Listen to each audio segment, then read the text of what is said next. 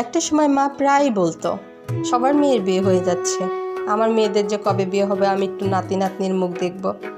মার আসলে নাতি নাতনির মুখ দেখার ইচ্ছে কতটুকু ছিল আমার জানা নেই, তবে সামাজিক দায়বদ্ধতা অনেক বেশি ছিল। কারণ গ্রামে তো অল্প বয়সী মেয়েদের বিয়ে হয়ে যায়। এদিকে আমরা 3 বোন প্রায় বড় হয়ে গেছি। 20-এর নিচে থাকলেও টেনশনটা থাকেই গ্রামে, 15-এর মধ্যে যে বিয়ে হয়। কিন্তু আমরা তো পড়াশোনা করছিলাম, তবুও মা ভাবতো আমাদের নিয়ে। বছরের মধ্যে এই তো কয়েকটা বছরের মধ্যে 3 বোনের বিয়ে হয়ে গেল। 3 বোন আজ 3 জায়গায়। মাঝে মাঝে বোনদের সাথে কথা হয়, মার সাথে সপ্তাহে 2-1 বার হয়।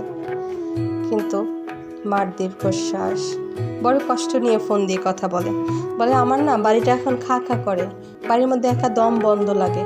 আমার কেউ নেই বাড়ির মধ্যে, আমার মেয়েরা নেই, আমার বাড়িতে কোনো হাসি খুশি নেই, আনন্দ নেই, বাড়ির ভিতরে মন বসতে চায় না। আহারে মা, কিছুই আর করার নেই, যার যার পরিবারের শেষে ব্যস্ত।